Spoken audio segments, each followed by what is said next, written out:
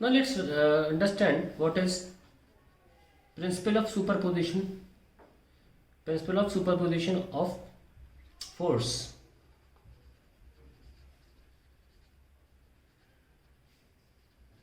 Superposition of force.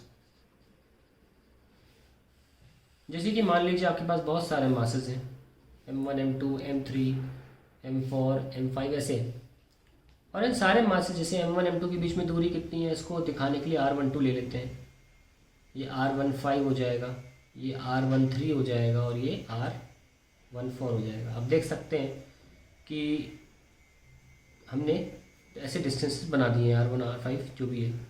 हमें अब सारे मासेस की वजह से जो फोर्सेस हैं वो लिखने हैं। ओवरऑल नेट फोर्स m1 पे क्या लग रहा है हमें फाइंड करना है। फाइंड द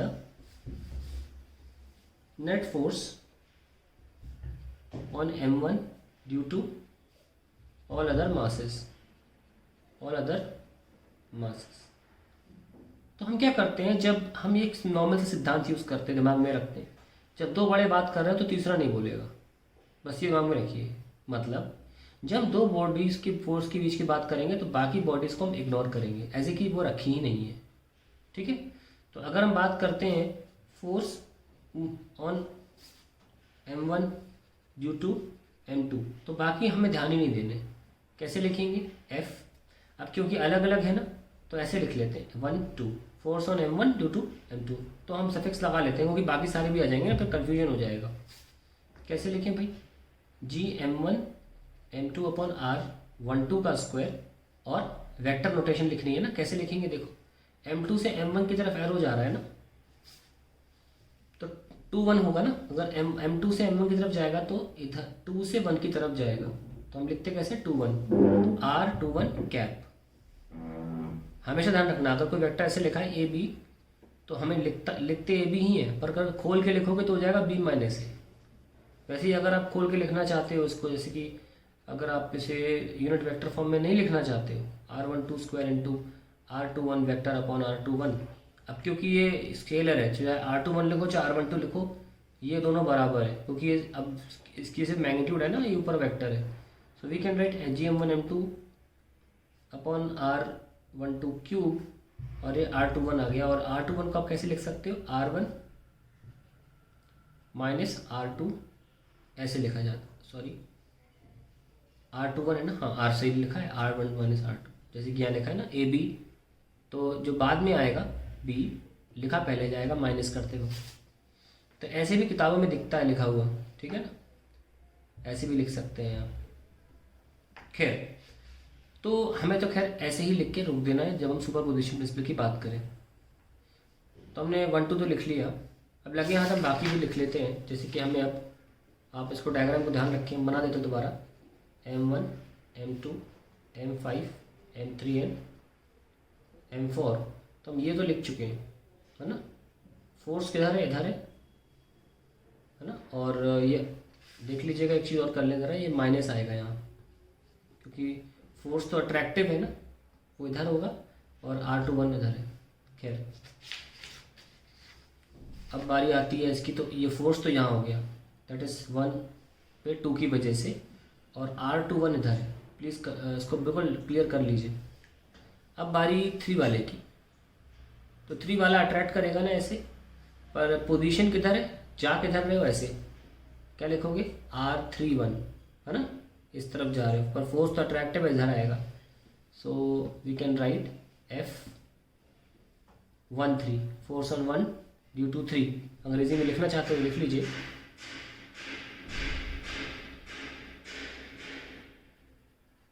ये लीजिए।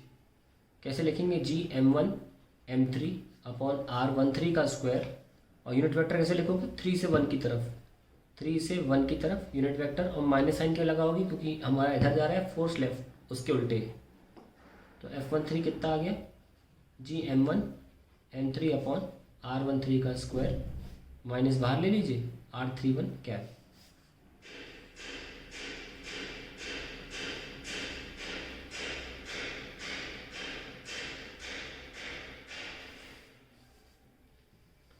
अब बात करते हैं F14 की, दैट इज फोर्स ऑन 1 या m1 ड्यू टू m4.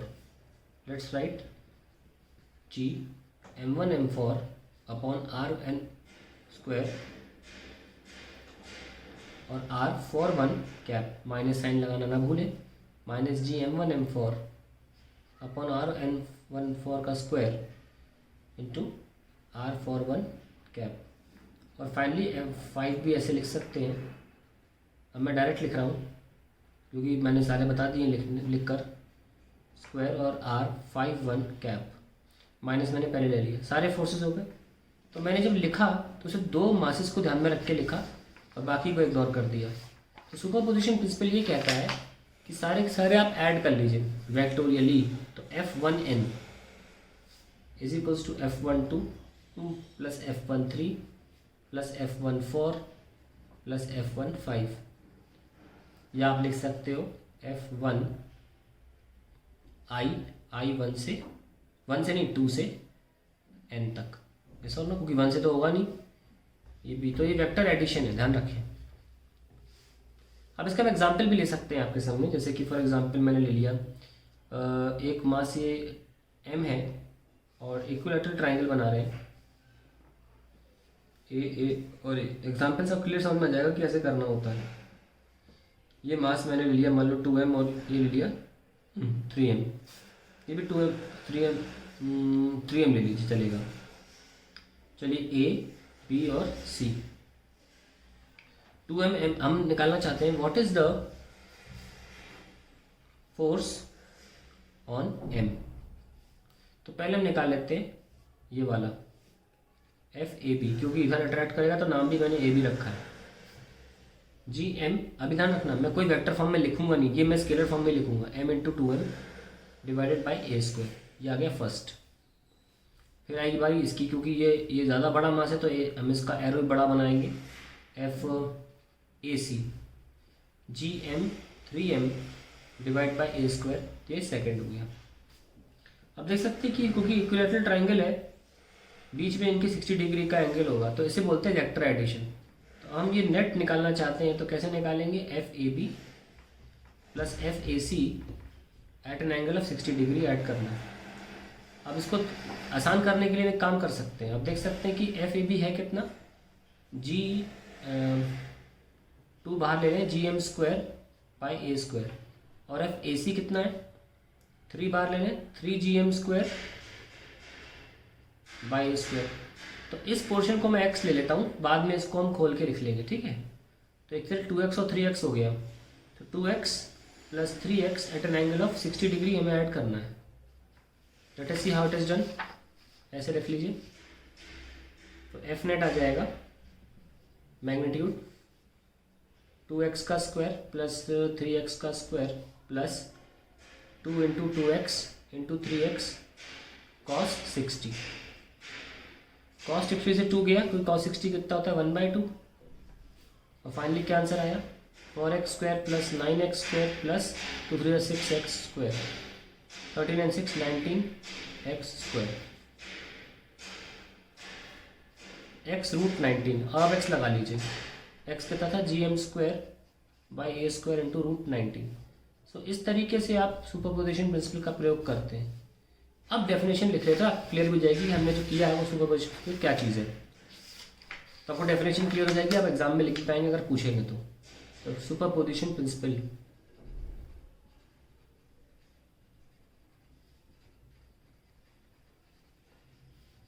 क्या है ये, व्हेन देयर आर, आप पूरा रिलेट कर पाओगे, सब कुछ बता दिया मैंने इसके बारे में। When there are more than 2 masses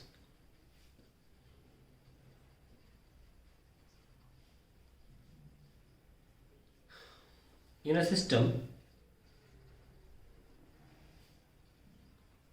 then gravitational force on any one mass can be obtained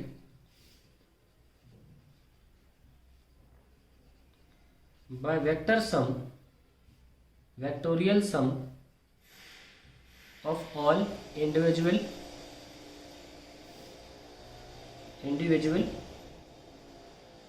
forces acting on the mass